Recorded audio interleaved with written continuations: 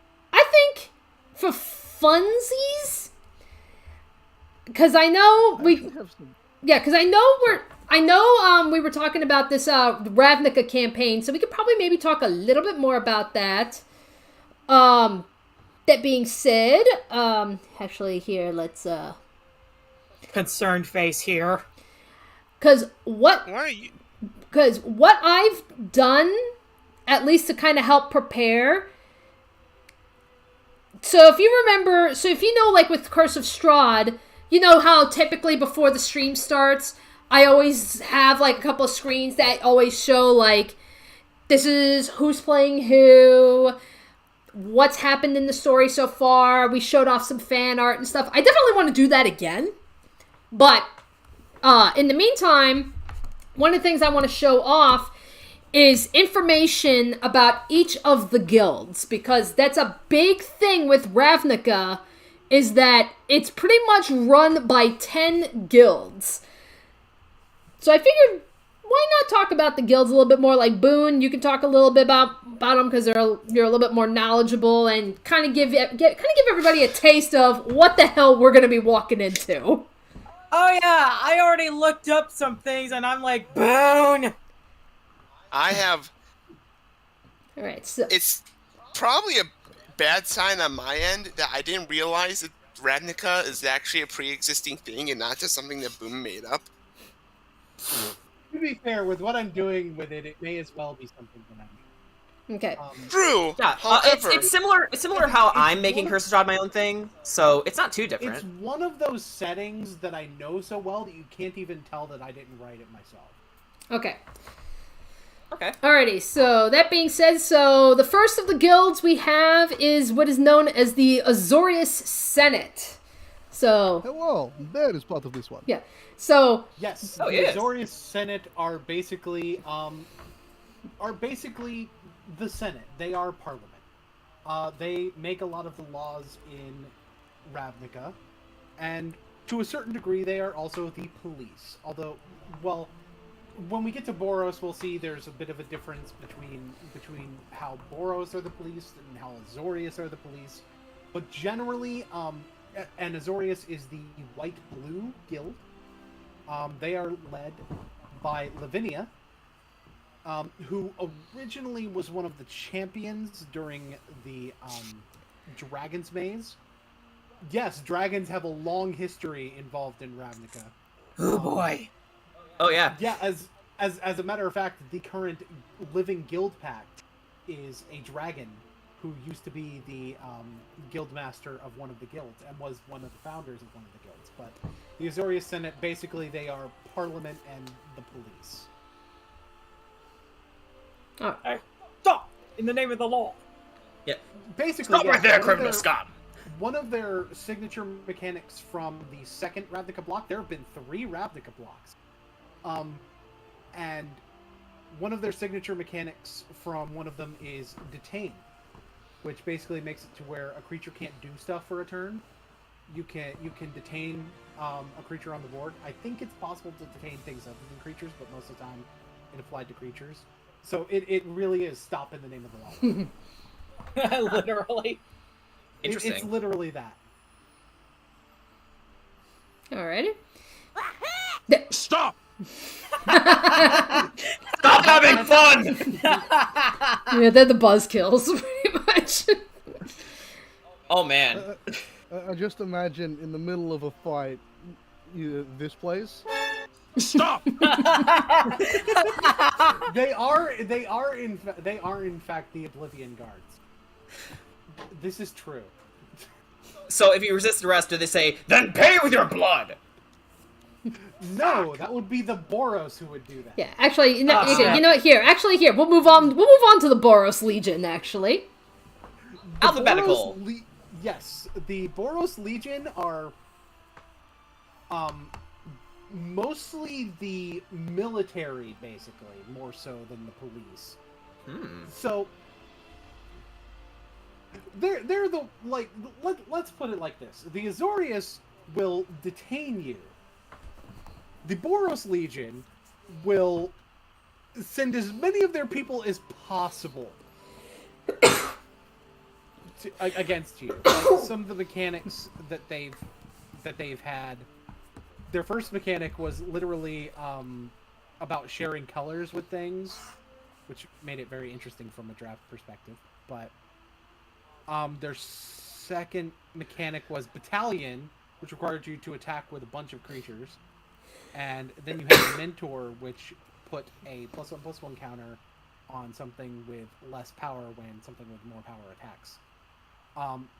They are basically about they are strength in numbers, and they're more the type of police that are riot control, and they are led by Guildmaster Aurelia, who I believe is one of the few Guildmasters that was the Guildmaster during the Dragon's Maze arc. Okay. Yeah, because that's still a Guildmaster after War of the Spark. Yeah, because I remembered in the in the book, the War of the Spark, like when the whole threat of Nicobolus, when he started, he started putting his plans into motion. So the big thing was, can we get all the guilds together to stop this threat? And, of course, there were some guilds that were like, yeah, we really want nothing to do with this. We have our own agendas. But there were a couple of guilds that they're like, oh, no, we're in. We're fighting this thing. And the Boros Legion was one of the first ones to go in. All right, we're fighting. Let's go. Yeah. It's like the Azorius Senate, it was more like, it was very bureaucratic and shit. Like, Lavinia absolutely saw the normal for the Azorius. Yeah, because, Lavinia, she absolutely recognized the threat and is like, come on, guys, we got to get together. But she really could not convince the rest of the Azorius Senate to go in. Boros Legion, they're like, don't even fucking ask, we're in. Fuck yeah! The Azorius Senate tends to be caught up more in red tape.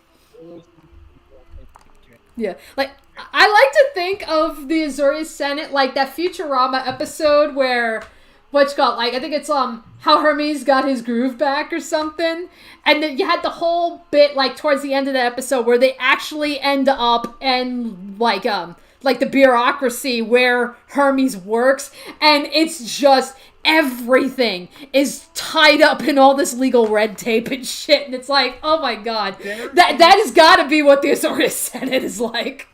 Yes, there is literally an Azorius card that that lets you win the game if you put enough filibuster counters on. Oh my god.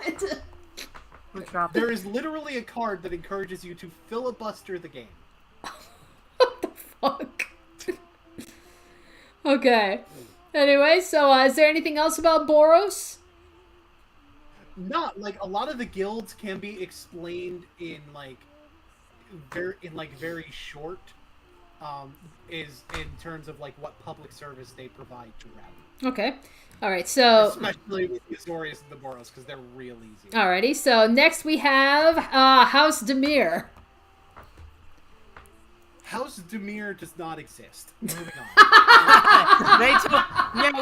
We don't talk about them. We don't talk about them. Quick, move before the Boros Legion finds us. We don't talk about Demir. The fun fact for a long period of Ravnica's history, they would actually say that House Demir does not exist. They would basically, according to the general public, House Demir literally didn't exist. There were only 9 guilds,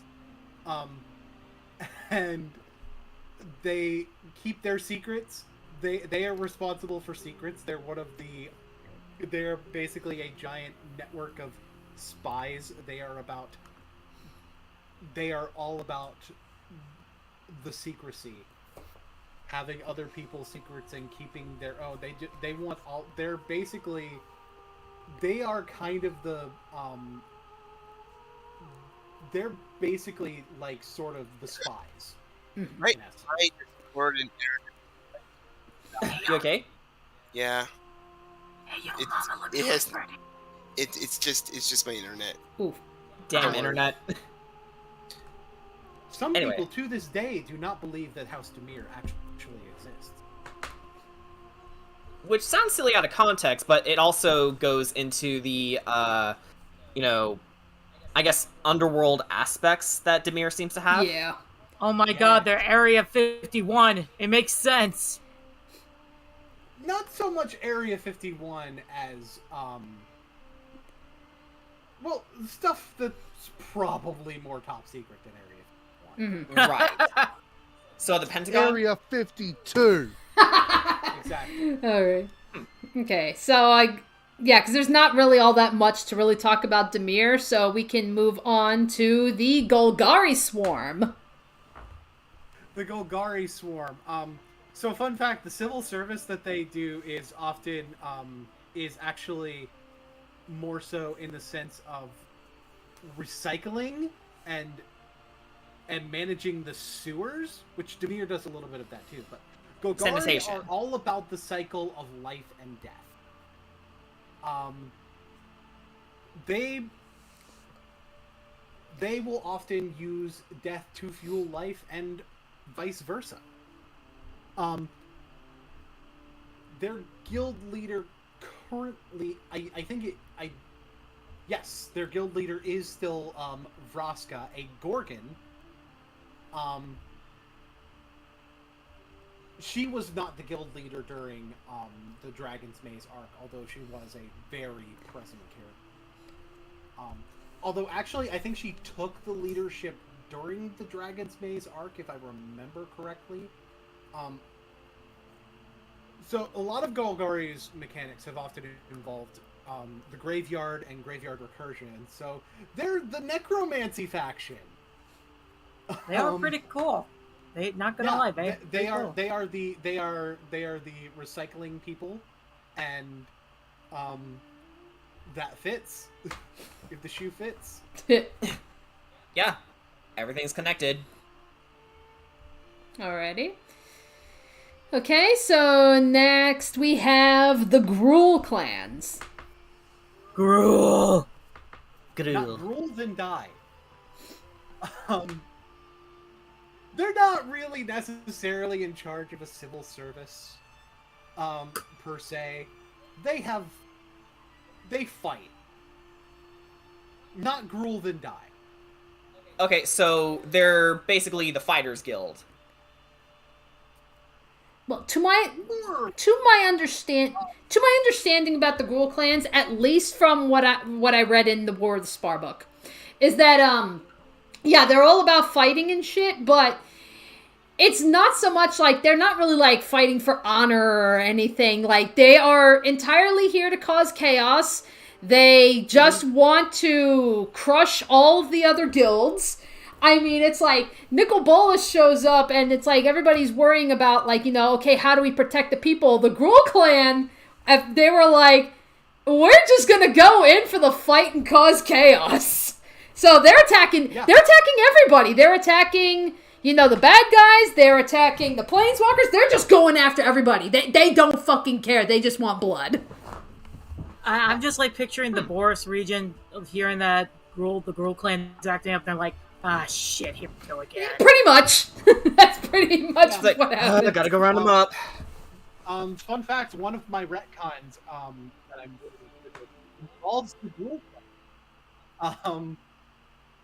It involves one of the major members of the Gruul clan that had something happen that was incredibly fucking stupid. I may as well say it. Domri Raid. So, now, Dana, you mentioned, or Dani, sorry, yeah. You mentioned that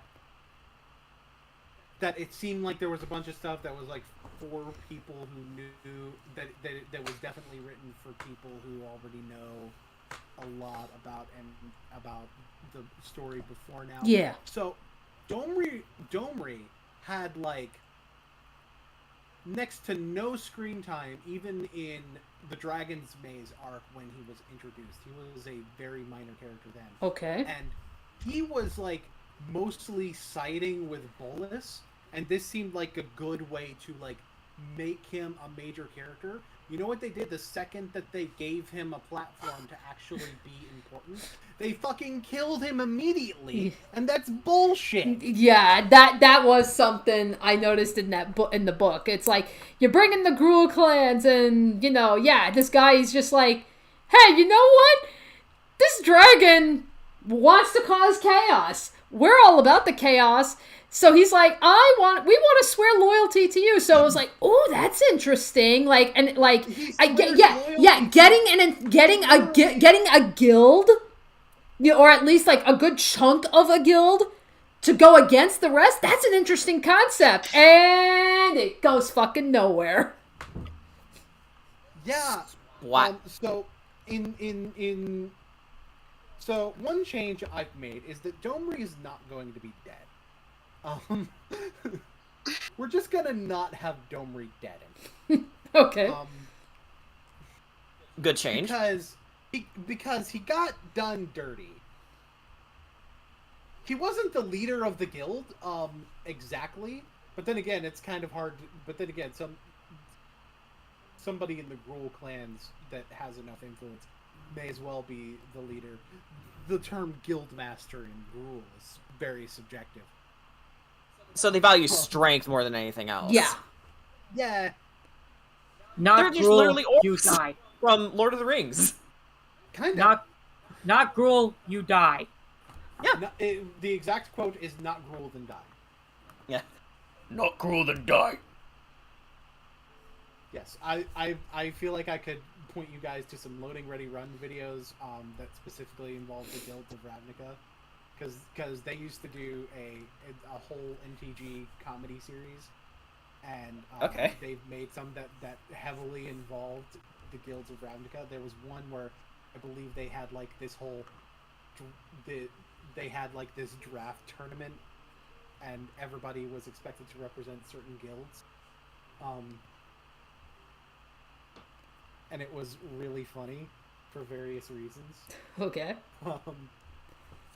And but it also gives you a very good idea of like what the guilds are about based on like how the characters live. So Okay. And basically every time they went to the people who were playing for the Gruul clan, they would always say "Not Gruul then die" or some variation that was like a joke that was fitting to the scene. Okay. Honestly, it really fits their modus operandi. Yeah, they fight you. We just want to fight, okay? So they are the Fighters Guild. Okay. They are Fight Club. Yeah. First rule about Gruul clan: don't talk about Gruul clan. No. The first rule of Gruul clan is "Not Gruul then die." Okay.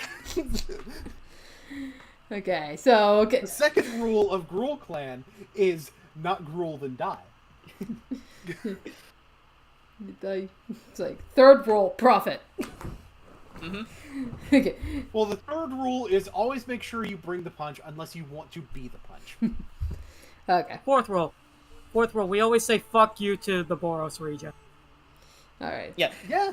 Okay. And rule number 4, fuck you, Boros. Okay. Anywho, so that being said, I think it's safe to say we can move on to the next one. Let's do it. All right. So that would be the Is It League. Hey, Is It League, the Science Boys. the nerdy boys. Well, there are multiple ones. These guys, we'll talk about the other nerdy one too, but these guys do a lot of experiments. Their guild master is, me in Magic the Gathering form, otherwise known as Ral Zarek. Okay.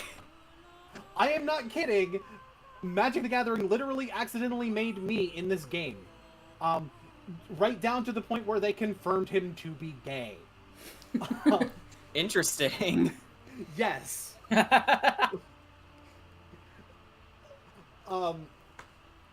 And this is the clan that was originally headed by Niv Mizzet.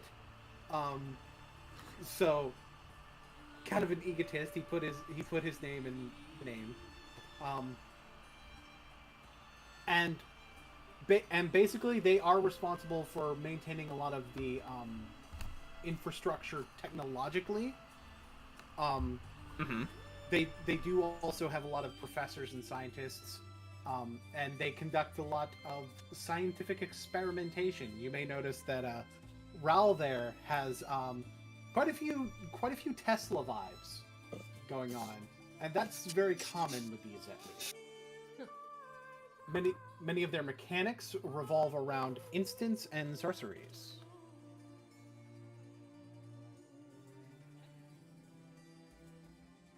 When a bunch of nerds get together, stuff happens.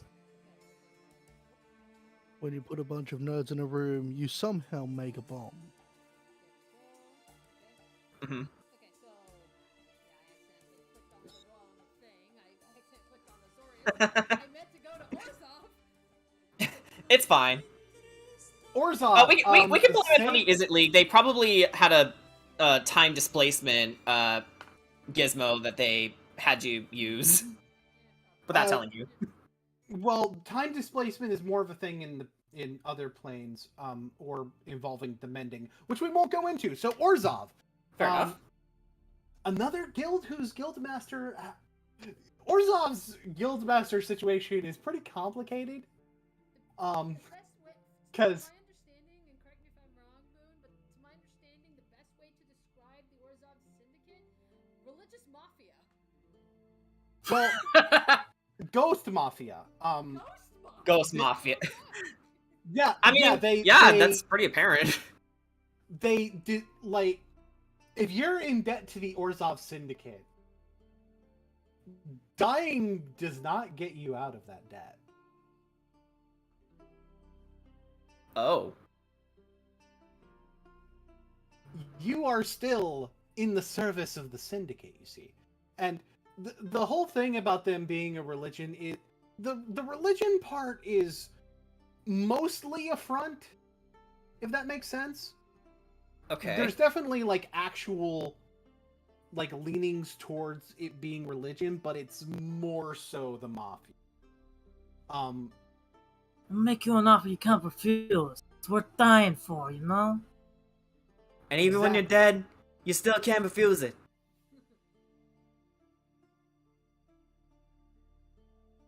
Exactly.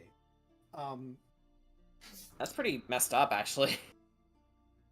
Yeah, that's where it's like, it's weird because like there are, at least from the War of the Spark, at least how they portrayed it. You know, there are some guilds that like absolutely are meant to be like paragons of good, and then there are some that are meant to be, I guess, paragons of evil. Like they absolutely depicted like Gruul Clan as being a bad guild.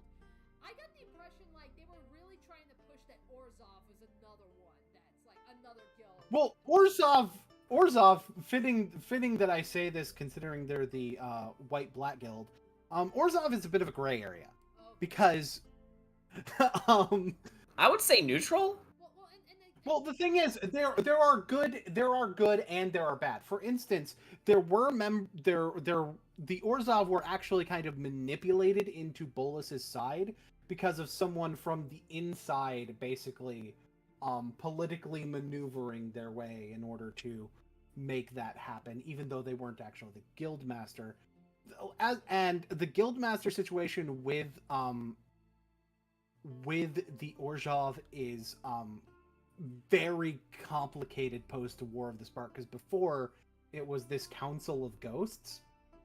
Now Kaya is technically the guild master, but there's like another person who is the acting guild master and another person who is seen as the person pulling the strings behind the scenes. So there's like a lot going on. Yeah, sorry to kill the motor a bit, but apparently Dani is quiet. Apparently to Shock Blast you are. Let me upgrade. Let me check my volume. Okay, I tried raising up the volume on for me. Do I sound better?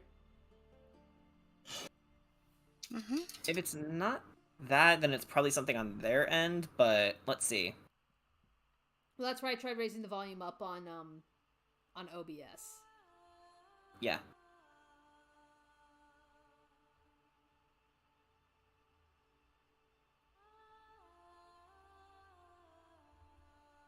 Alright. Well, I guess in the meantime, while we're waiting on that, was there anything else about the Orzhov? Nah. Like I said, Ghost Mafia is the most accurate description. All right. Fair enough. Okay. And like with the actual Mafia, it tends to be very complicated figuring out who's real. Okay. Yeah, the best we can describe this guild is that it's complicated. Relationship status. No, the best words to describe them are, in fact, Ghost Mafia. All right, so then... Sounds better now. All right, okay. so then next we have the Clown Cult, a.k.a. the Cult of Rakdos. Clown The cult? Cult of Rakdos. So these guys sound nuts. Oh yes, they are oftentimes responsible for the entertainment in Ravnica. Fun fact. They like to party. Their parties are the wildest parties in the world. When their guildmaster, Rakdos himself, decides to show up, let me tell you, it is a massive fiesta. And by fiesta, I mean slaughter all around. Like, I shit you not, in the book, War of the Spark, there was a point where they actually had to go to the Cult of Rakdos. I think they were trying to get as many allies. And they were, like, literally, like, walking through, I guess, wherever the hell their guild hall was or something. Like, you know, to go try and make this deal. And as they're walking through, like, they're just completely surrounded, like, by people that are part of the Cult of Rakdos, just flat out torturing people. Because that's... And having a great time and doing they're it. fucking that's my idea of a good loving time. it. They're literally acting like jesters. They're doing cartwheels and shit while they're torturing people. The hell? Yeah, they're the fucking clown cult.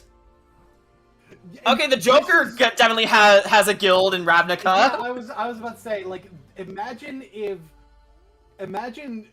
the Joker, but a demon. Not hard to imagine him as that. They are the violence circus. There's so many guilds that can just be described in like 2 words. With the Orzhov, you have Ghost Mafia. With Rakdos, you have violence circus. Some of these combinations of words are fantastic. By the way. No. Yeah, but it's like, you know, it's like, yeah, you compare Rakdos to Gruul, it's like, yeah, they're both very violent, but whereas, like, Gruul is more about, like, survival of the fittest, the Cult of Rakdos we just want to kill because we can. And we're gonna have fun doing it. Like, I would think, like, Dio Brando would no doubt be a part of the Cult of Rakdos. If not try to overthrow Rakdos to take the guild himself. Yeah, he would definitely shoot for Perun. Yeah. So, yeah, it is pronounced Perun, right? It's pronounced Perun, yes. Perun, okay. And I will say, Dio, he is very, like, smart and manipulative. I don't know, and he's a vampire. He might be Orzhov. God damn it! To be fair, this just didn't... Wait, Jen! Did you just realize that Dio was a vampire? No. Okay. It's like... Because I was ready to... Yeah, well, it's like, to be fair, this is Dio Brando we're talking about. He probably would not be satisfied until he had all the guilds. Probably not, no. Probably not, no. Okay. Anywho, so let's move away from the crazy clown cult. Please. And we go to the Celestia Conclave. So, yeah, tree hippies.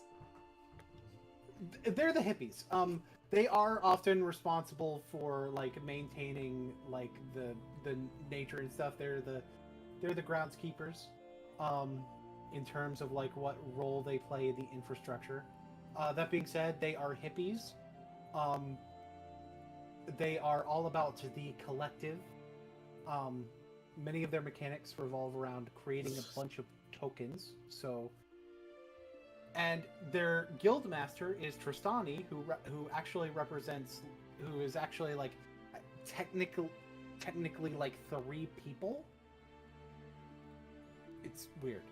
Aren't they like dryads or something? They are dryads. Oh, by the way, Jordan, Dio would not be able to become the Perun because the Perun is the founder. Ah, okay. Yeah. Gotcha. Yeah. And some people do describe them as a brainwashing nature cult. That's definitely not something I would sign up for. Respect nature, man. Well, the thing is, it's weird. The thing is, Shaggy would 100% be Selesnya, first of all. Okay.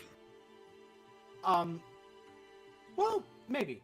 No, I think Selesnya is the most fitting. But at least some people who don't like them call them a brainwashing nature cult. People who do like them call them nurturing and spiritual. I got the impression, because I got the impression when reading the War of the Spark, because the Boros Legion was all in on it. Selesnya was getting in on this too, you know. So I kind of got the impression like of all the guilds, like, could you say like the most good would probably be Selesnya? They would probably be the most. I would say. I feel like I can go through like which guilds would be which alignments, like at the end, like because there's guilds that are definitely specific alignments. Okay. Okay, that's easy. But yes, Selesnya definitely fall on the good end. Okay. Okay. Like, who wants a sandwich? Alrighty, and then finally, this brings us to the last guild, and that is the Simic Combine. Yee. The Simic Combine. Fish. Actually, about a lot more than fish. So I feel like I could just go on to Gatherer, look up anything with a Simic watermark, and tell you the combination of creature types. But they, much like Izzet do science experiments, they do different kinds of science experiments. These being their science experiments being more so of a biological variety. Yeah, so Izzet focuses on technology. The Simic Combine focuses on biology. Yeah. Yes. They are very much that they have mechanics that involve a lot of their flavor and mechanics involve basically genetic splicing. I'm literally about to go through, and first of all, there's a lot of ones with a mutant creature type, so that should tell you something. We have a human insect wizard. That's one that's notable. There's experiment one, which is a human ooze. Ah, yes. There's also a crocodile frog. That's a funny image. Mm-hmm. Let's see. Fish mutant, ooze mutant, human ooze, like I said. Elf lizard wizard. Did somebody say the Liz Quisitor? Frog lizard. Lots of lizards in the Simic Combine, apparently. Oh yeah. Hello. Elf Oh, no. crab warrior. Yes, you heard that right. Elf crab warrior. How crabby can you get? Are they a giant enemy crab elf warrior? They're only a 2/2. I wouldn't say they're giant. Damn it. Jellyfish hydra beast. That actually sounds scary. Yeah, I'm noticing a theme here. There's a lot of ones that are mutants. There's frogs, there's snakes, there's all kinds of... And the prime speaker is actually an elf ooze wizard. Yeah, they love their oozes. Yeah.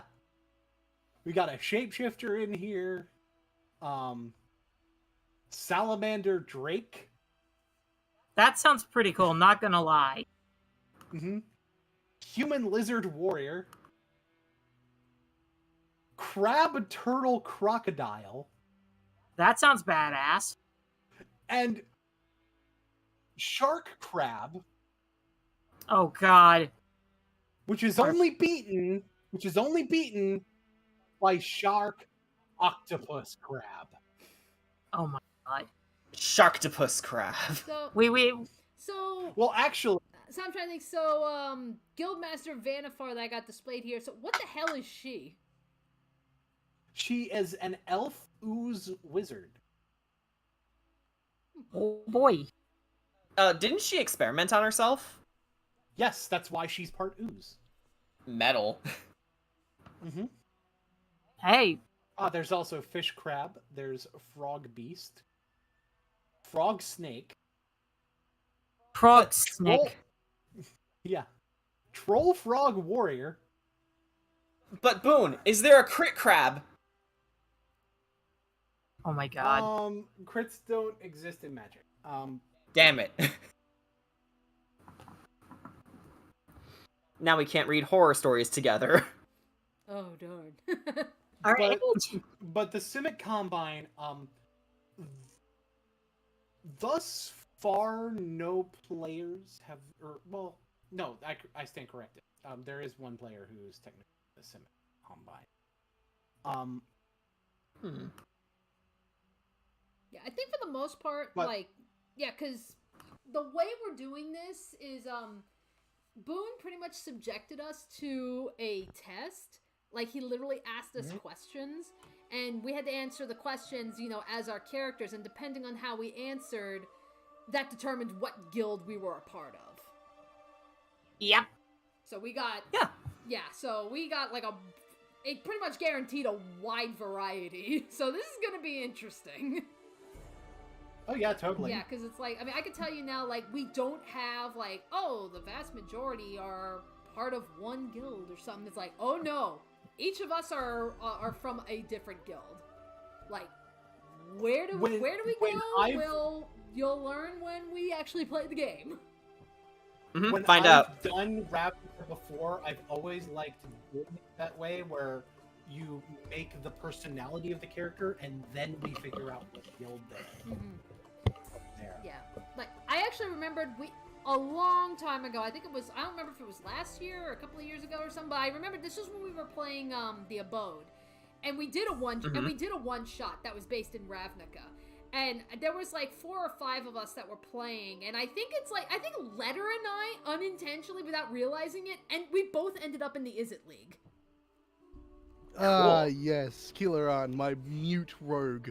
Yeah, he was playing a mute rogue. I was playing like an elderly halfling monk, and the both of us ended up in the Is It League. And it was like, of course, by the end of And both of you had very unique and part of the thing is, because I based it on the personalities and gave you guys the personality test, what happened was we ended up with interpretations of how you guys fit into the Izzet League that were very much like unorthodox, and that really made it very interesting.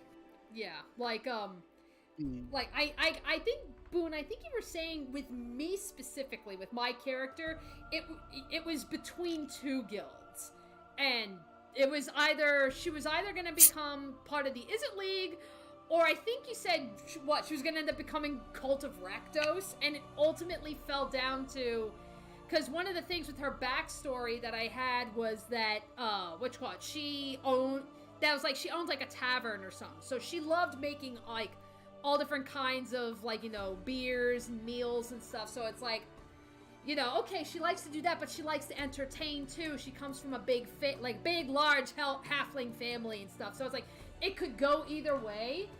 And I think ultimately it was, well, what do you prize more? Do you prize having fun, or do you prize, you know, creating and stuff? And I went with creating, and that was what ultimately put her down, Is It, rather than Rakdos. Yeah.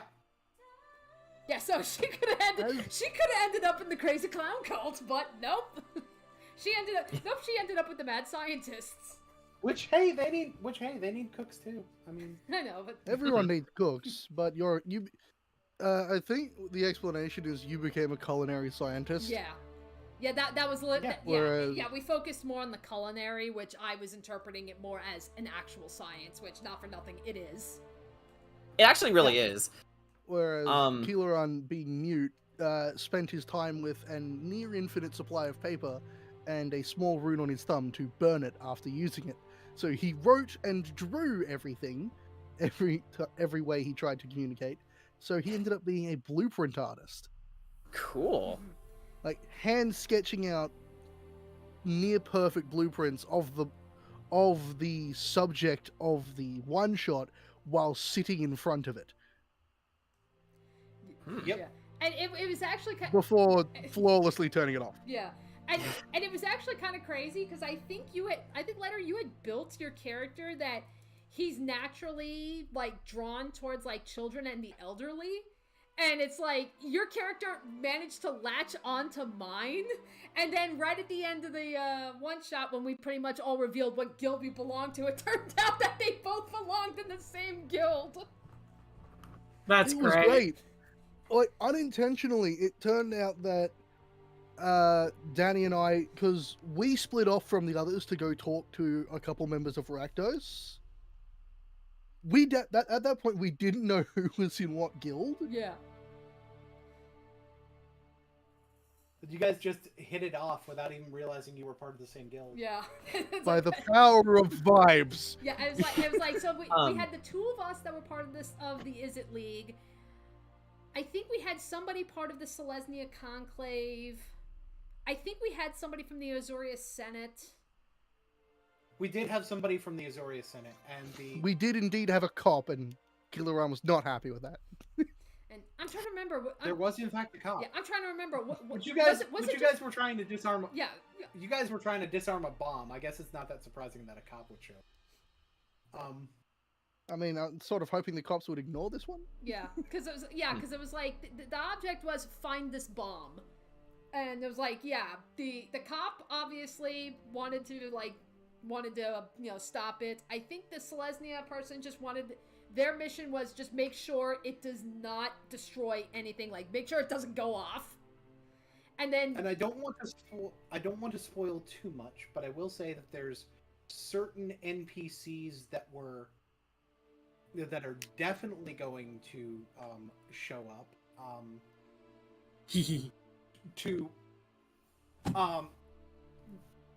to give an indication where people who know will understand.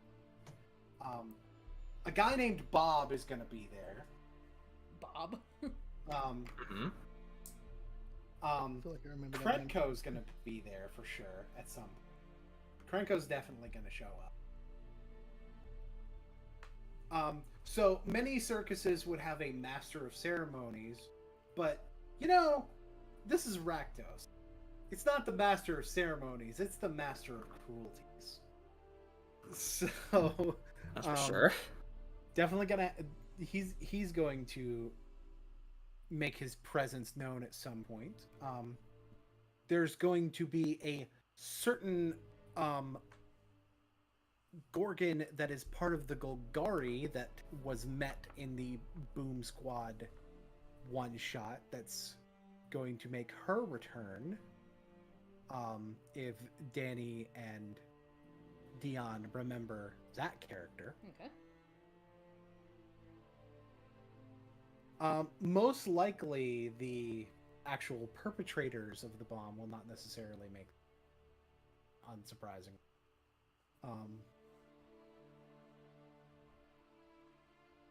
Interesting that Yeah, but it's like but yeah, there's the one shot was just very easy. It was okay, there's a bomb. We gotta find the bomb. But each one of us had a different objective depending on our guild. Fortunately, we were lucky enough that the only time we really clashed, if anything, was okay, what do we do with the bomb afterwards? Like the guy, the cop obviously wanted to take the bomb for evidence, but the Is It League was like, no, we want the bomb because we want to study it and see how the hell this thing was constructed. So it started more so as like it was a conflict between Letter's character and the cop, and that was when my character had to come in and it's like 2 against 1, we're taking the bomb. Yeah, and we're taking the bomb, and you've taken damage, and we haven't. If you try to stop us, you won't survive the fight. Mm-hmm. And this Selesnya Conclave version is like They're like, they just we want don't. the bomb and... Yeah, they're like, I don't care who takes the bomb. I just don't want it to go off. Fair. Like, bruh, I don't really care. But they did decide that it would probably be better for it to go with the Is It as well. So Yeah, so fortunately, they were... Yeah, fortunately we lucked out there. So I was like, okay, you know, it was like a minor little spat, but it got resolved pretty quickly. It could have wound up being a 50-50. It could have. And if the guilds had been distributed differently, it could have been very, very interesting.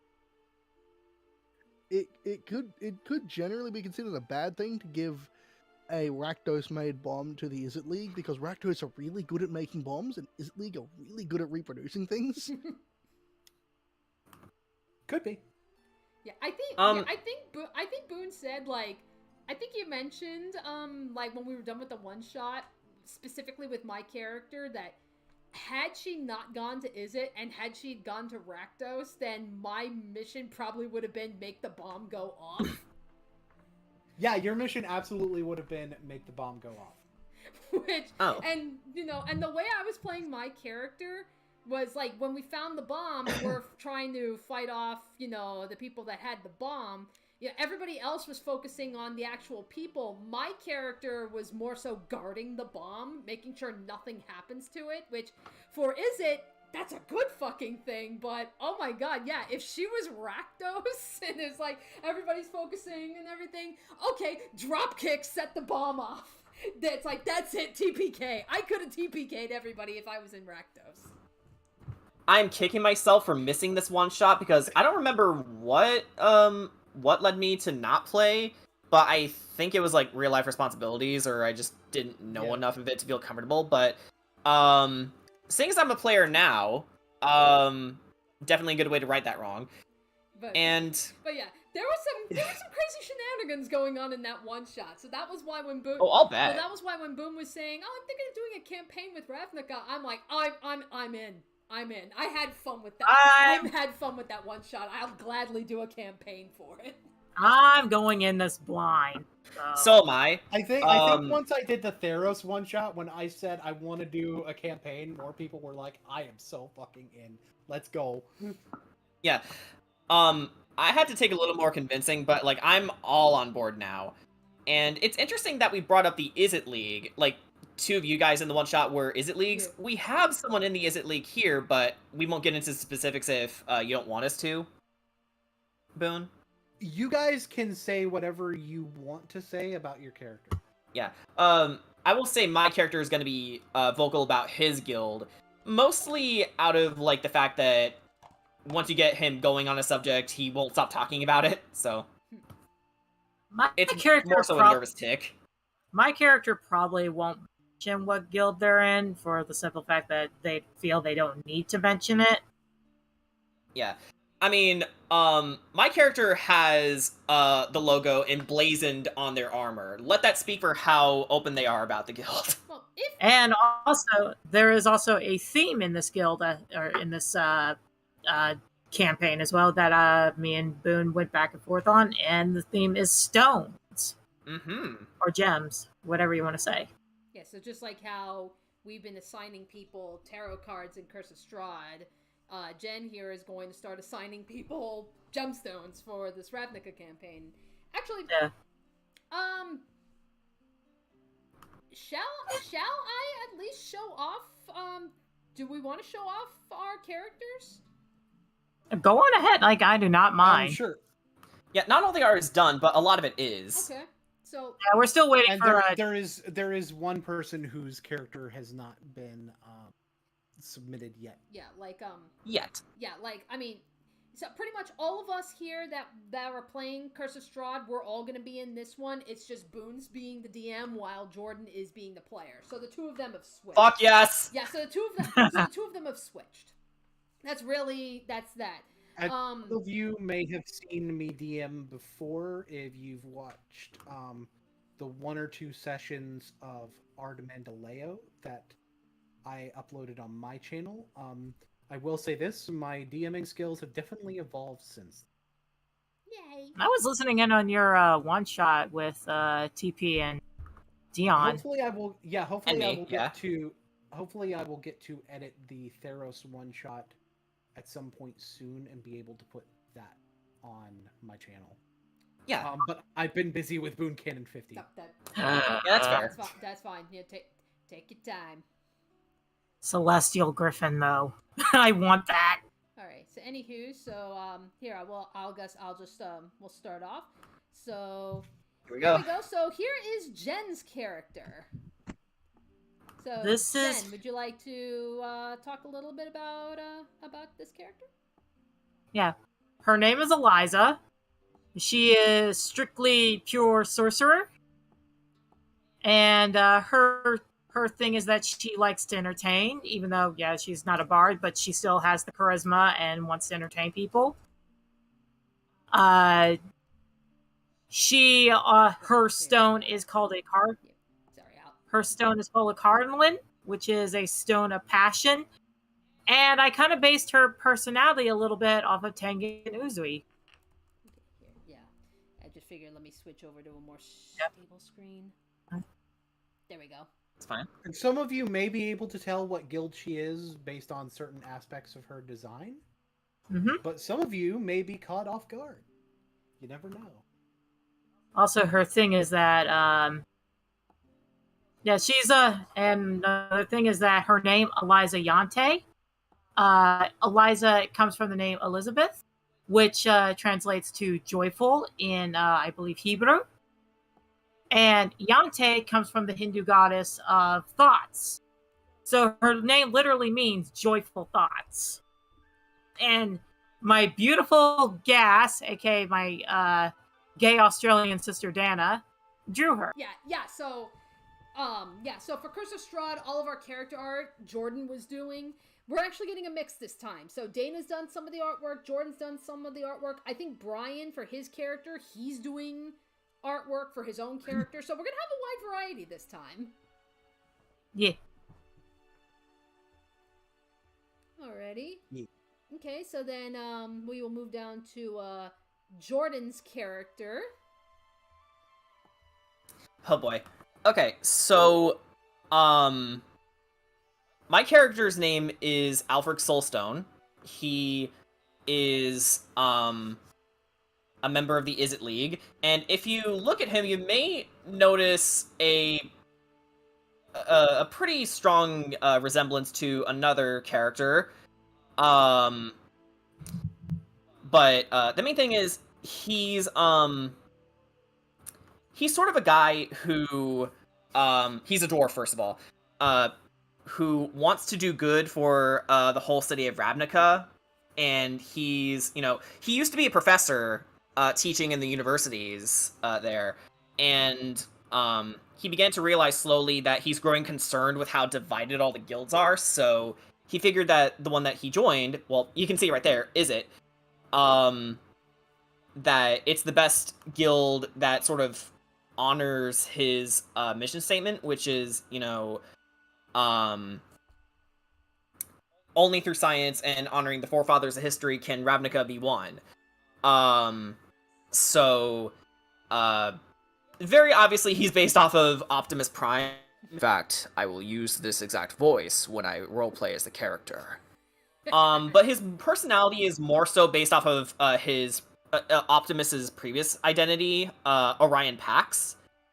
So he has the qualities of Optimus Prime, but he isn't exactly Prime material. He's very meek.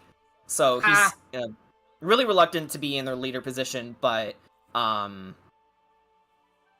if you notice about his name, Alfrig, it's an Old Norse name meaning experienced.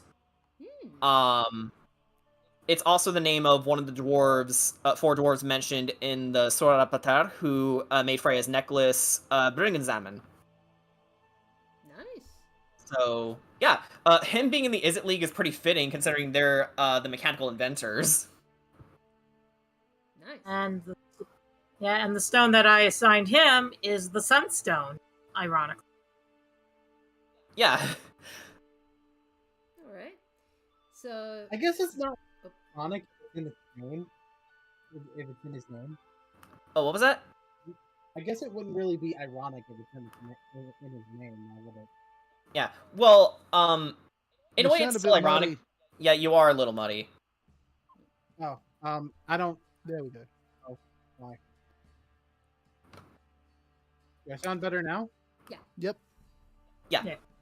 I guess the last thing I'll say about Alfrig is that, or Al, if you want to call him that, he doesn't mind being called Al, is he's rather fond of dad humor, but he doesn't often know that it's dad humor when he says it. Oh no, dad puns. Dad jokes. I mean, to be fair, Eliza's going to be making cheesy pickup lines, so, You better have dad jokes at the ready. I will.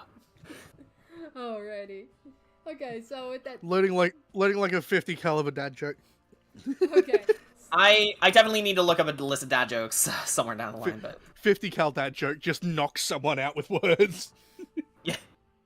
Take a nap. Vicious mockery, dad jokes. Yeah. I have you made a seen the bard content for paladin Adventure Dad?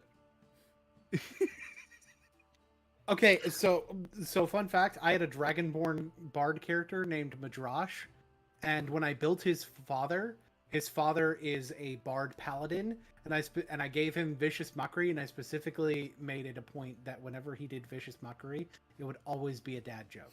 Nice. Oh, guys, I already found a dad joke that I think Alfred would totally say. Okay. Hang on. There we go. How do you get a blind person to see? Usually by boat. Oh my god. Eliza in the background going, How do you tell the difference between an alligator and a crocodile? You will see one later and one in a while. Ah! Like, Alfred thinks it's awesome. Meanwhile, my character going, are you a bard? Because I'm quite charmed by you. And he'll just answer flatly, no, I'm not one for music. Oh, what a merry band What? we are. Anyway. Alright. So that's Alfred. Okay. Mm-hmm. Anywho, so That's him. let's move on to Letter's character. Here we go. The sweetest of boys. I am playing Bear. That is his name. That is the only thing you will ever hear him refer to himself as. Because Bear is Bear. He is fluffy. That crystal in his chest is the only thing keeping him alive. Oh god. So technically, he would be the group's Iron Man, actually. Yeah, I was literally about to Pretty say much. that. He's Iron Pretty Man. You would think Alfred is Iron Man, but no. No. He is a wild magic barbarian, and his main character traits are big, dumb, and kind. This is like He's easily his nicest character thus far in our I was group. about to say, like, from my experience playing with you, Letter, it's like you just have like a knack for playing like morally ambiguous, tragic, dark characters, and now here's the complete opposite of what I've seen you do. So I'm real curious. You played with me when I was playing Keeleran. He was my edgy, not edgy rogue. Bear is He was actually the a big nicest tabaxi. character I've made up to Bear. Yeah, Bear is a large tabaxi. Yeah. Not a Yeah. monkey. He is cat. He looks. He's a Big cat. kitty. He's tabaxi. He's actually about the size of a Leonin. And again, some because of you he's based may on a be, main some of coup. you, some of you may be guessing his guild, and some of you may be correct. Some of you may not be correct. And his stone that I assigned him is called a ruby fuchsite. Notable features about Bear are he is very. It's not that he's dumb, he's simple. He doesn't see things in a very complicated way. You are either Bear's friend, or you have hurt Bear's friends and needs to die for that. it's not obvious about him what guild he's a part of. Yeah, I was about to say, I think most people trying to guess his guild will probably guess wrong. Probably. Because when you described the character to me, I thought it was going to go a certain way. I was shocked. Yeah. He's so fluffy. He is fluffy. Bear is a member of the Azorius Senate. What? He's a cop. Yeah, he is in fact cat cop. There's one problem though. He has trouble not killing people. Oh God. He is in fact a loose cannon cop on the edge. Oh my God. Except he's too nice to be a loose cannon cop. That big thing on his back, that's his shield. It is a repurposed giant turtle shell that he stole from a cynic. The easy guess is Gruul. Right, yeah. Yeah. Because he repurposes stuff from people who don't need it anymore, i.e. people who are dead. But he's got such a distinct moral code. And that moral code happens to match up with the Azorius. It happens to match up with the Azorius really well, except for certain aspects of it. So it's a very intriguing take. So he's got notes of Gruul because of generally just how he fights. He's got he's got Boros Legion because he's more inclined to kill you than arrest you. But he's also got he's really, really heavily into innocent until proven guilty. If I were to you are Bear's friend until you have hurt one of Bear's friends. If I were to identify the specific guild or the specific color combination, this is definitely a 3-color character. He's white, red, blue. So, and those who know Magic would know that as Jeskai, that's Tarkir, which is a different plane. But he definitely has major Jeskai vibes. Maybe not the Jeskai, more so the color combination of Jeskai than the actual clan of Tarkir. And a little fun fact that I've given to the players already: those those blonde roots on his hair, he works very hard to maintain them. Also, did you ever figure out where you're gonna, like, if you did, like, apply his stone to on his body anyway? Did you? No clue. Still no clue? Because, like, I could see it, like, as a little pin there on his wrap, or, like, a little cute tail accessory. Yeah, either that, or maybe it could even be ingrained either on the trident or the shell itself. Yeah. Maybe the shell is just a giant ruby fuchsite. Yeah, you know what? Maybe we can't see the backside of the shell, so maybe it is just one giant layer of a fuchsite. Yeah. Hey, Boone, I have some concepts for you. Also, I have yeah. a couple ideas. Because this guy was really fun to draw. I liked him. Being a wild magic barbarian, whenever I enter a rage, I can produce one of 8 random positive effects for myself and the party. One of which is growing plants and vines in a 30-foot field around me that makes enemies deal with difficult terrain. Ooh. I think I've got a way to work the ruby fuchsite into that idea. Ooh. Because that was the first one I ended up rolling when I was writing up his little backstory segment. Yeah, because that effect that you can read in there, that I actually rolled to see what effect would show up when he entered the rage at the start of the fight. So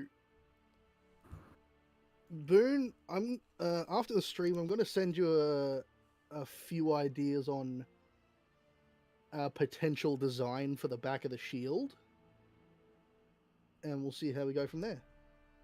Yeah, absolutely. Another thing, if it isn't obvious, he's clearly designed after a gladiator. Trident, shield, no shirt. Yeah. I also did a bit of an idiot moment when going over Alfred. I went over his personality. I forgot to mention his class. He's a bulwark fighter. That is a Grim Hollow subclass for the fighter, where basically you make sure that the enemies keep fighting you. Yes. You make sure that your enemies are square on you and, get temporary HP, things like that. So, for what you've seen right now, you've already seen the 2 tanks of the party. Alrighty. So, I think it's fair that we go into probably one of the squishy, if not, hopefully not, the squishiest person, and that's my character. I'm right here, Dani. Well, strangely enough, I think sorcerers are a little less squishy than, if you'd explain. Yeah, so, Wizards. Yeah, so this is Bedrinus. She is a Vedalken, which I guess the closest thing I can explain, like D&D terms, like think the blue people from Avatar. Well, the thing Na'vi? is, Vedalkens are in D&D. Mm-hmm. When they printed Guildmaster's Guide to Ravnica, they put Vedalkens as one of the playable races they added to the Vedalken, like a goblin, but pretentious. Yeah. So, what the? Well, no, Vedalkens are very tall, actually. Yeah. I stole that from Jocat. Okay, I was like, blunt? Yeah, but, yeah, so, Vedalken, and, she is a wizard. She is specifically a divination wizard, which... The best. Yeah, I can see the future. Yeah, that's what I keep hearing. Yeah. Because it's like, again, like this was before I actually like looked into what people find to be some of like the best classes or something. Like I just thought it was like, oh, this actually sounds pretty cool. And then I look up and I'm watching like Dungeon Dudes and shit, and it's like a lot of people are saying like for wizard, divination is one of the best classes of wizard. And it is, because portent. Yeah, so pretty much Bedrinus gets the ability because she's divination, it's all about fortune telling and stuff, and predictions. Portent gives me the ability so I can roll a d20 twice. I record those numbers. Whenever I want, be it my roll, an enemy roll, or an ally roll, if I don't like that number rolled, I can switch that out for a number that I've rolled as one of my portents. So say, for example, like if I rolled like a natural 20 and a natural 1. If like, if Letter goes to do like something and he ended up getting a low roll, I can be like, no, I'm giving you a nat 20. Or if, if Boone is going to be like, okay, I'm going to have this enemy go and attack this and do this. It's like, no, how about a nat 1? So I can... I think only twice, but I can actually only twice. Eventually, if you get high enough in Wizard, you'll get 3. Yeah. So a very very limited number of times, but I can. So I basically, can literally give the middle finger to the game and say, no, you're gonna do what I want. So basically, longtime viewers. Well, actually, I say longtime viewers. I don't think Abode was on Spiffy Needle Games. No, it's not. But longtime viewers from Jordan's Twitch will probably remember Bakuhatsu and how frequently there might be a situation where I have a low roll and I go, well, it's a good thing Baku's really lucky, because he had the lucky feat, and this is the lucky feat on steroids. Yeah. Oh my gosh! Imagine more powerful. Yeah. Imagine Bedrinus with the lucky feat on top of that. I'm actually planning on it. I have made a divination wizard with lucky. Yeah, what the halfling divination wizard with the lucky feat. Yeah, I mean, Yeah, yeah, it can get real. Yeah, it can get real. And If then you make wanna them look like reroll- Bill Murray, yeah, it's and like- they can blunder their way through life. but yeah, but like but with Bedrenas, like that's at least as far as the class that she's playing, so and as far as character, my mentality thinking this is I am going to do the complete opposite of what I am doing with Ark. Ark is the bulky physical fighter, Bedrenas is the squishy mage. Whereas Ark can be very blunt and loud and ready to jump into the fight immediately.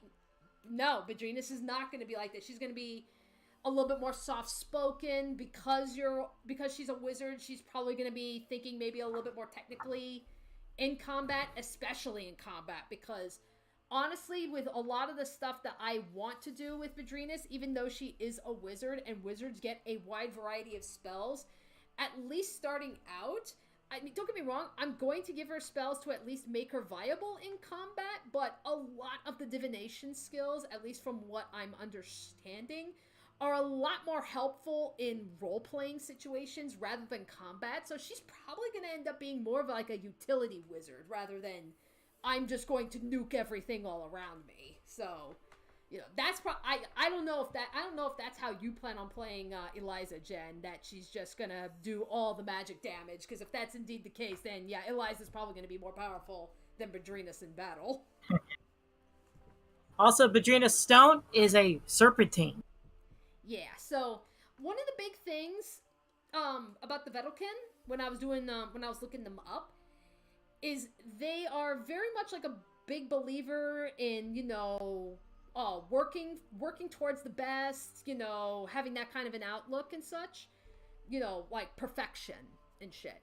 So the way the best way I can describe her character is she's the kind of person that absolutely believes in, just making the best out of every situation. Something bad happens, okay, you learn from it and we improve and work to improve it. Something good happens, great. How can we make that even better? So she's all about, trying to improve everything. Because she's a divination wizard, a lot of this stuff is going to be lots of like studying, lots of information gathering and stuff, and it's usually to be kind of like a benefit thing. So given the fact that because she is more of a make the best out of any situation, good or bad, and let's make ourselves better, that pretty much makes her a prime candidate for the Simic Combine. Yep. Yeet. I haven't decided if I want to keep her just straight wizard, because I could easily multi-class. I guess I just gotta wait and see, okay, how is she gonna pan out, especially because, like I said, she is gonna be... And part of the thing is, like, it's I often say that one of the best things you can do is decide on multi-classing when you're aware of what roles everyone in the party takes, right, and what multi-classing you can do in order to enhance your particular role. For instance, let's say Bedrenas winds up playing more of a support role. Maybe it's not good to multi-class in that situation, but if she's like a damage dealer, maybe you consider taking something that gives you more of an ability to do more damage, in addition to the stuff you're doing. Okay. Although, to be honest, Divination Wizard is very much strong enough where you can get away with just never multi-classing. Right. Ultimately, I think ultimately what's going to make that decision is I actually play her. Because that's actually what ended up happening with Ark. Because I was like, okay, I don't know if I want to multi-class him in or anything, but once I started playing Ark, it's like, okay, if I'm going to multi-class and I want him to be just nothing but straight fighting and power, it just made sense to multi-class into fighter. So I don't know. We will see if she ends up multi-classing into something else, or does she end up staying as a straight wizard? And see, like, this is probably potentially topics for multiple potential topics for discussion in terms of like making videos on the channel regarding it. But like, I often encourage multi-classing, but not in the same way that some people do as for power gaming. And I'm also someone who likes optimization, but I also feel like optimization is like a team thing where you optimize as a group more so than optimizing an individual character to be like, well, I can do the most broken things. This is part of the reason I really don't like the concept of, oh, monks are bad because they're not the as good as this other class at things. It's like, okay, but what if my group doesn't have that class? Or what if my group needs me to do this? And especially when some people are like, monks are bad because they don't deal as much damage or they're not as good tanks. It's like, okay, but you can make a monk a better tank. You can build a monk that way. You can build a monk to be a massive damage dealer. You can even multi-class to do that if that's what your party needs. But maybe your party needs somebody to be able to zoom around the map and get some damage on multiple different enemies, or be able to help someone else do the focus downing. Maybe you need an off tank. Maybe it really depends on what your party actually needs. And I've played monks that have played very, very different roles in very, very different parties. And sometimes I take a multi-class that fits with that change in role. And you know, this is part of the reason I like multi-classing, but at the same time, like, sometimes a character, it's just not suitable to multi-class. Yeah, but like I said, I'll wait and see. I'll wait and see, like, as we're playing, and when we do eventually level up, that'll determine whether I go level 4 wizard or take up that multi-class thing. And it's just, well, you might not even take the multi-class at level 4. Maybe you take it later, because I believe you took the fighter level. Yeah, I took. In Curse of Strahd. Yeah, I took fighter a little later. You know, but yeah. So now that being said, even though she's not in the call with us, we can still at least show off Dana's character. The Gooby! So, Goblin. So yeah, she is playing a goblin druid. And just an interesting combination. Yeah. And this is where, like, again, this is where I wonder, because I can tell you right now, at least from what we've seen with our party composition right now, to my understanding, like, we've got two powerhouses, we've got 2 mages. Druid, I don't know how Dana plans to play, because Druid could be another, like, depending on what type of Druid you're gonna be. Druid can be a support character. Druid can be a magic user. Druid could end up being a good attacker. Like, it really depends on how you end up playing this, and I don't know what she plans on doing with this character, whose name is Ik Kapitish. That is her name. He's Gooby. And her her spores, which is horrifying. Oh yeah, Druid circle spores can be really very scary. What is a spore druid? So first of all, get the chill touch cantrip immediately. Second level, for free, just free cantrip. Interesting. Which is always good. You're surrounded by spores, and you can, when a creature moves into a space within 10 feet of you or starts its turn there, you can use a reaction to deal 1d4 necrotic damage to that creature, unless it sees a Constitution saving throw against your spell save DC. And that damage will increase as you level up. Then you have Symbiotic Entity. We talked about this being the Avengers. We have Venom. Yes. Ix is Venom? Yeah, pretty much. You gain the ability to channel magic into your spores. As an action, you can expend a use of your wild shape to awaken those spores rather than transforming. And you gain 4 temporary hit points for each level you have in Druid. And while it's active, you gain the following benefits. When you deal your Halo of Spores damage, roll the damage die a second time and add it to the total. And your melee weapon attacks deal an extra 1d6 necrotic damage to any target they hit. And that lasts for 10 minutes until you lose all the temporary hit points, or until you use your wild shapes again. So basically, very much a bursting damage dealer. Probably much more in the role that Sugash plays in Curse of Strahd, actually. Oh. Spores druids are incredibly well-rounded, they're really good as a martial class, which is surprising. Like you can, And the thing as is, a because Spores of Druid, you this, can get in their face. yeah, and the thing is with having the spell slots free, because like none of what Spores Druid requires you to do uses spell slots, can just Oh my heal gosh. people too. You can heal people with those spells.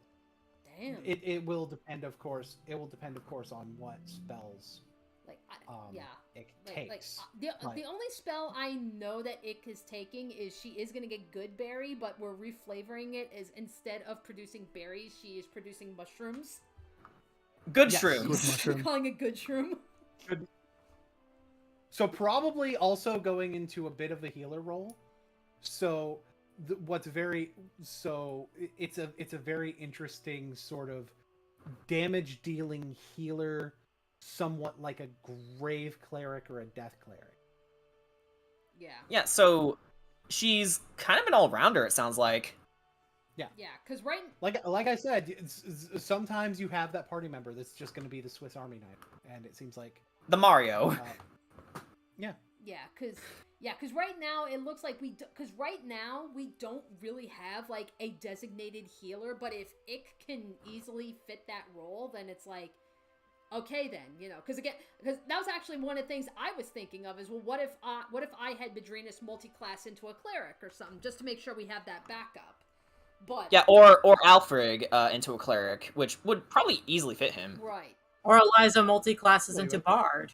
Something, but Bards also have good. Yeah. Yeah, but but ultimately, I guess it ultimately depends. Like, okay, what's going on in the story? What's the party composition? What is it that we absolutely need? Mm-hmm. But yeah, that would be Ick Kapitish. I sadly do not have the artwork. I don't know if it. I know Brian is working on art for his character. I don't think he's finished it. I at least haven't seen finished artwork for him. But did make a sketch a while back. He made a sketch. He did tell me that he's working on finishing them right now, but okay. I'll just yeah, not a problem. But actually, oh yeah, yeah, but yeah. So I guess as far as his character goes, so I know he is. That's what I'm looking. I can grab this. I can at least grab the sketch and show off the sketch. So many of you are probably used to TP playing characters that are based on Pokemon. Yeah, Brian. Mm-hmm. Brian's kind of taking that right now because Brian. Crafty screams in the distance. Brian is playing. I believe his character's name is Gamataki. Yes. And it's Greninja. He's literally Greninja. Like he's literally playing a frog race, and he's playing a monk. Fucking grung. Sorry. Yes, Gamataki is actually, in the context of this, a grung. I have a problem with grung. They murdered a couple of my characters in the past. No, like, DM threw grung at us when we were in a bad spot already. It just killed the entire party. I've got a bad history with grung. Who do you hate more, the grung or the fae? Oh, I have no problem with fae. JJ's got a problem with the fae. I have a problem with grung. Oh yeah, I should mention Ick's stone that I assigned to her is a snowflake obsidian. Obsidian. Yep. Oh, Brian just talked in the chat. I was working on coloring him before leaving. Oh, nice. Ah. Okay. Yeah, so he's well on his way to that. All right. Yep, and Realms' character. And Realms' character's assigned stone is a clear quartz. Yeah, and this is where it's like, what type of monk is he playing again? I don't think he listed it. Yeah, Boom, would you say that's correct? What I say? I'm judging based on the art. I think he said Shadow Monk, but I could be wrong. Shadow does seem fitting. Well, he's in the YouTube chat, so. Yeah, it's like, what monk are you? Oh yeah, he's Shadow Monk. I just looked down on his sheet. Shadow Arts. Ah. Hey, Lamau, I was right. My first instinct was to look in the PMs for the sheet, but he had put it in the server. Yeah. So you found it before me. Yeah. Okay. Cough. Yeah, so. Yeah, Gamataki is the man of few words ninja type character. He's a Shadow Monk. Cool. All right. And then I guess Brian, I guess it's up to you if you want to reveal what guild Frog Boy is part of. Yeah, I've been curious about his guild too, to be honest. Oh, without a doubt, Ix's guild is definitely the Golgari Swarm. Right, that's right. Yeah, she's Golgari. There's no way she isn't. She's very much Golgari. Yeah, Circle of Spores was actually printed in Guildmaster's Guide to Ravnica. Oh, specifically for Golgari. Specifically as a Golgari druid circle, yeah. Oh wow, damn. Makes sense. So it was actually meant for that. So very interesting to have some people playing stuff specifically from Ravnica.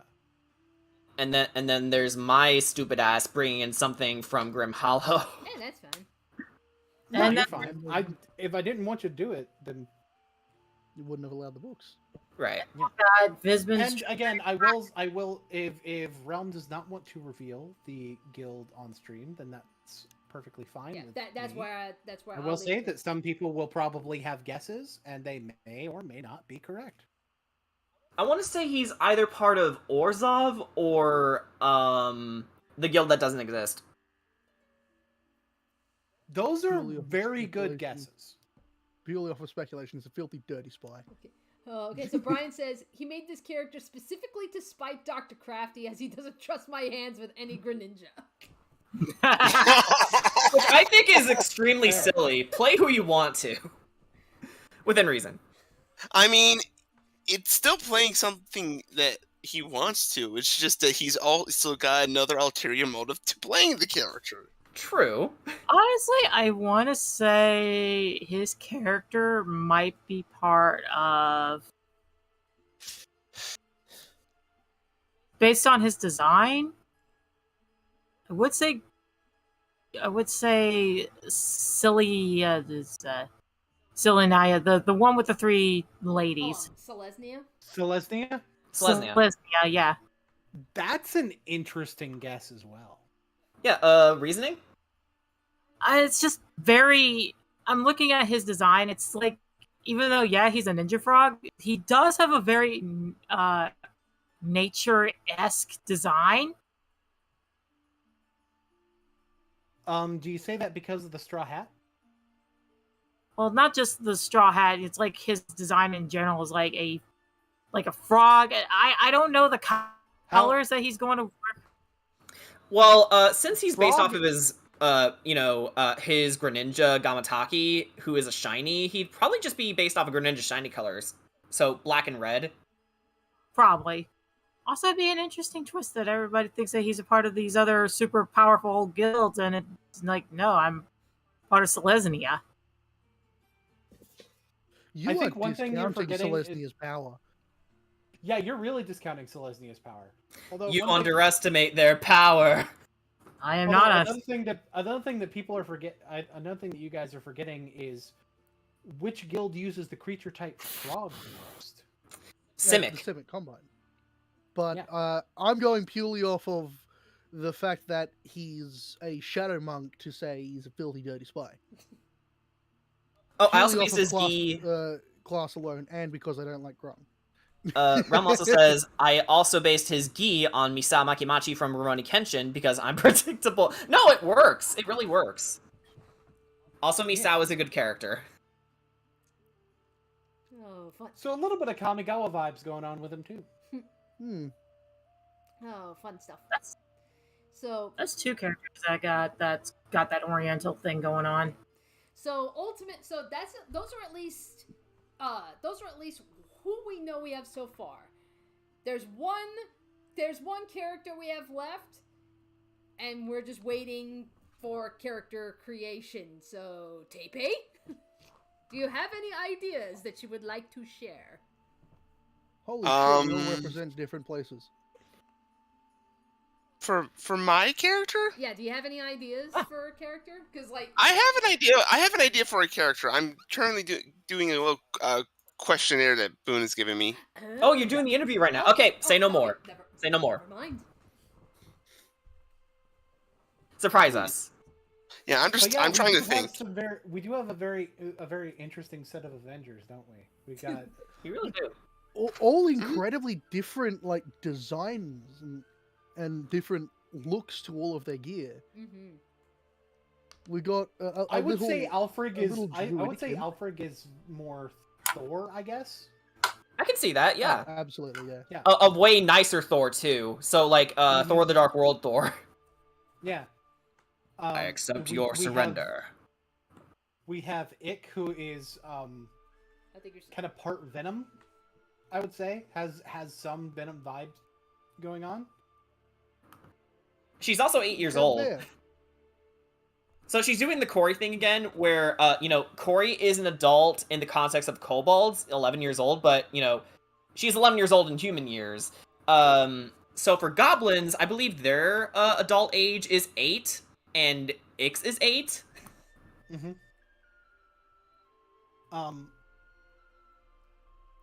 Bedrenas, kind of hard to place who of the, at least for me at the moment, it's hard to place. I want to say Vision. I can see that. I'm sorry, are you forgetting the magic user with a penchant for time fuckery? Doctor Strange? That's true. Doctor Strange. Yeah, okay, she's Doctor Strange. Doctor Strange. Yeah. The magic user with a penchant for time fuckery. You know what? I think part of the reason I immediately went Vision is because bald. Okay, that makes fair enough. Fair enough. Yeah, because fun fact, Bedrenas, even though she's wearing the headscarf, fun fact, she's bald. I am not getting. And I'm not. The thing is, like, with the more scientific approach too, that felt more Vision-y. So probably somewhere between Vision and Doctor Strange. Yeah. Okay. Doctor Vision. You've also got to remember that Strange took a very scientific approach towards magic. Yeah, he was a surgeon before he became a magician. Until, the incident with his hands. That's true, yeah. Because, and the big thing I'm playing with Bedrenas is, she's all about, she's about studying, uncovering information and all that other kind of stuff. That's what a lot of the divination spells are catered towards. So that's kind of how I'm playing her as. Doctor Strange is not a sorcerer, by the way, so calling him Sorcerer Supreme is wrong.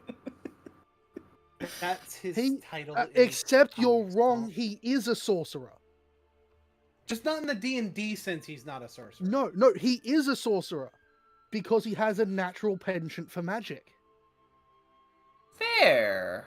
He was naturally gifted at magic. He's a sorcerer. Yeah, that's true. In the movie, they explicitly stated, I think Wong was the one who said it, it's like, yes, you have the gift for the mystic arts.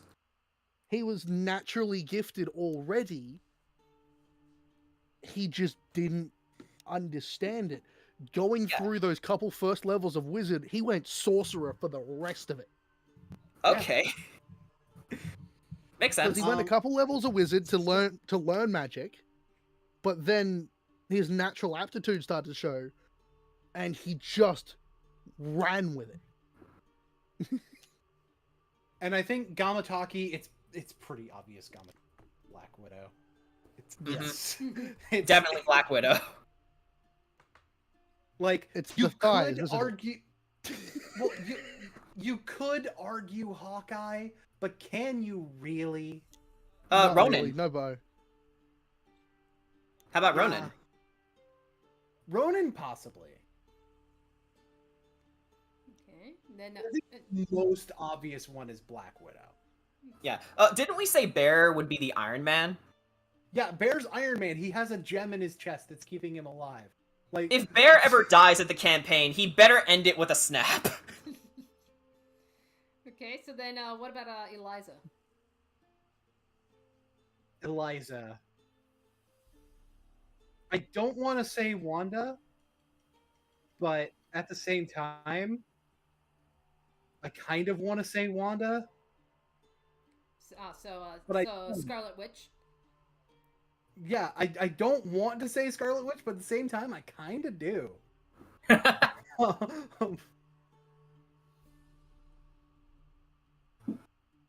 Technically, Loki became an Avenger.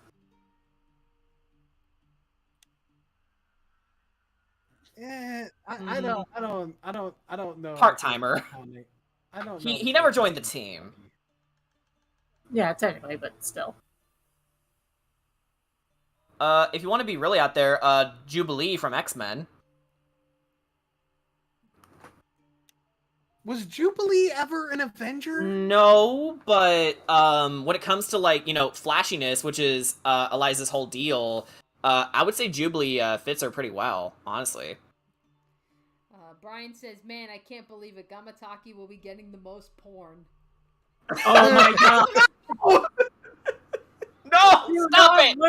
Do not I lose the reiterate my frog. comment from before. It's the thighs, isn't it? Stop it! Don't loot the frog. Don't loot the mushroom. They're gonna loot him now. Do not lewd any of them, actually. Please don't make porn of Alfred. I will block you on Twitter and Discord. And In fact, I'll just blacklist you if you do that. I'll block you from life. Yeah, your loss of life. Bear thinks this is incredibly weird group.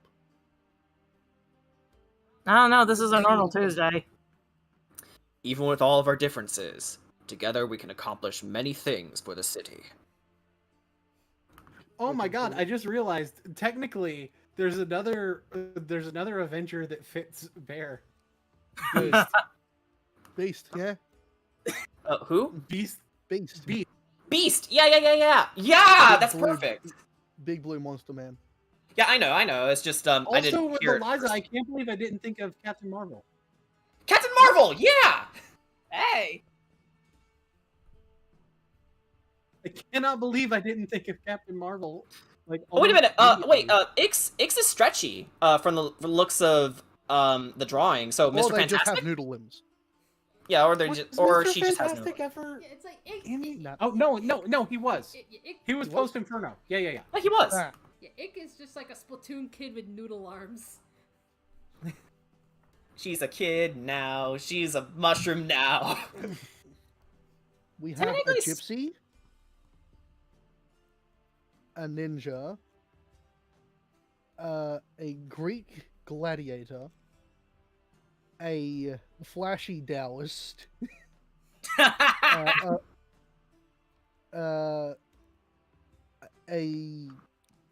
traditional like druid goblin. Because I don't know what else to say for the style. It's just like that's exactly what it is. You know, when I first saw Ick, I legitimately thought that she was like some sort of yokai because she looks very. She does look like a yokai a bit. And a Viking. A Viking Very who Scandinavian looking. Yeah, which was intentional given his name, and he also made his own weapons. I forgot to mention that he made his own energy axe and the blaster that he has. In fact, I think that's what I wrote it down as, blaster. But functionally, it's a pistol. Bear picks up his gear from people who he accidentally murdered. Oops. Blaster. Which is a reference to actually Optimus's Energon axe and his ion blaster, except really tiny because his ion blaster is usually like a rifle sized. Are you not entertained? I don't think I'm gonna go far with the Optimus references. I still want to make him his own character, obviously, but don't expect him to say "roll out" whenever we roll out. Well, you gotta give us one rollout. Yeah. Get it out of the we just- way early and get it done. Yeah, we just need a team name, but It'll come. yeah, it'll come. So, team roll out. You just see Eliza rolling on the floor, like, okay. But why would we roll? It's not a good way to move. We have legs. We can walk. Perhaps it is best for us to mobilize. What does that word mean? It's like, he just says, "Follow Padrinas me." just grabs him by the arm and just walks away. Yeah, it says, yeah, just she's like, yeah, no. I'll explain. Just give me a couple of minutes. yeah. We should go. Well, why didn't you say Now something? that I can agree with. Yeah. I guess the hardest part for Al is making sure that he sounds, consistently eloquent because, the thing with Optimus is that he often uses big words. So instead of saying, Agent Fowler can at times be a little weird, instead he says, Agent Fowler can at times be oblique. So, I had to whip up the thesaurus. Colony 9 roll out, but there's only, 7 of us.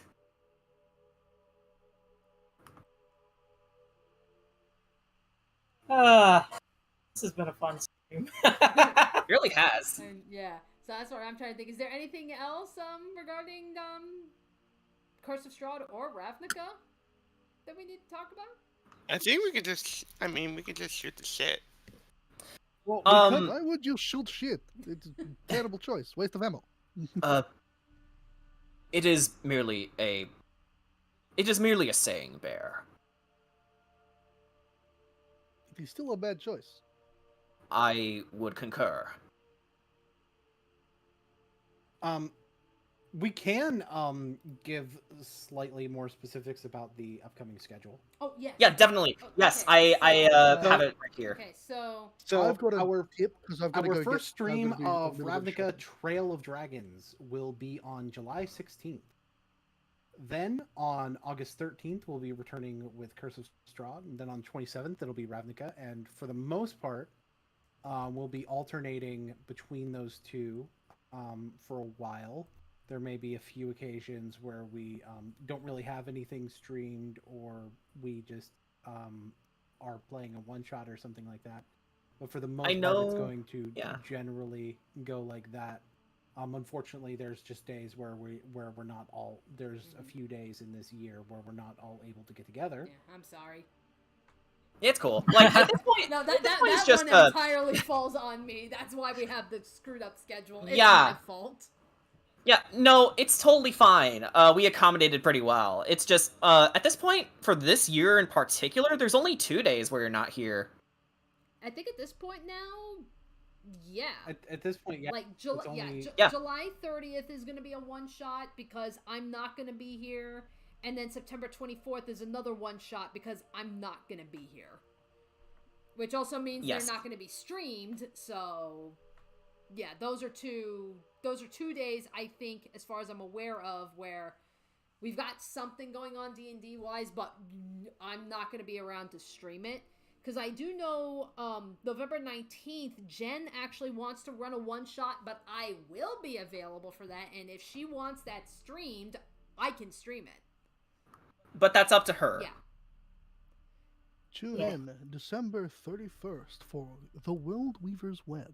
It's like... Yeah, you know what? Yeah. Hang on. Let me write that down. Yeah, December 31st, like the last day of the year. It's like, Letter is going to do a one-shot. And I will be running something very fun. it's gonna be nuts. Oh, there's that evil laugh.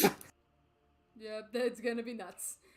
But so yeah, that's where we're going into that. So yeah, technically July 2nd technically would be the next time we would come together to do a D&D stream. But that is when we're going to be doing session 0 for the Ravnica one shot, and we do not stream the session 0s. Well, the Ravnica one shot, not so much a one shot. Yeah, it's more of a session 0. Yeah. Yeah, so Um, technically we're starting Ravnica July 2nd, but it's what we call a session 0. And the session 0, Yeah. that's pretty, what we mean by session 0, because I know some people have different definitions for what a session 0 is. Like, some people say a session 0 is just when you're coming together and you're actually doing your character creation and plotting, which we've just been doing as we go. So We're going to do certain elements of the actual plotting during session 0. We're going to be going over some expectations and some setup. It's more like for July 16th on. Yeah, session setting 0. boundaries. Yeah, it's more like it's like we're setting the boundaries and such. We're establishing the rules, but we're also kind of playing out like the prelude, if you want to call it that. Yeah, which is exactly what we did for Curse of Strahd. Yeah, so Curse of Strahd. Well, also figuring out Roll20. Yeah, so that was our opportunity to figuring out the technicalities of Roll20, which I think we've kind of figured out at this point. And then the session 0, that was where our party came together and we had a mission to figure out, wait a minute, we've got some people that have gone missing that were like part of like a merchant's guild or something like that. Find out what happened. And then we find, there's some werewolves and there's some vampires. And at the end of it all, that was when we got our invitation to come to Barovia. And that was the prologue. That was our session 0. So when we started streaming for session 1, we were literally picking up where we just got the invitation. Now we're getting ready to go. Yeah. Yep. So who knows what the hell's going to happen with the Ravnica Session 0? That's going to be interesting. I don't know, but I'm excited. That is going... I get to be a player again! It is going to be interesting. Like, I just think again, because just the world of Ravnica just sounds so damn interesting. Yeah, like, it honestly is. Not to mention, I think you guys are really gonna like, Boone's DMing style if you haven't seen it already. And, well, as you've known many times, he knows his shit. Way more than I do, which I know is an unfair comparison to make, but, he definitely knows D&D, to the point where he, can run it without much issue. But, yeah, different styles. Yes. So technically, technically 4 weeks from now, I believe it is.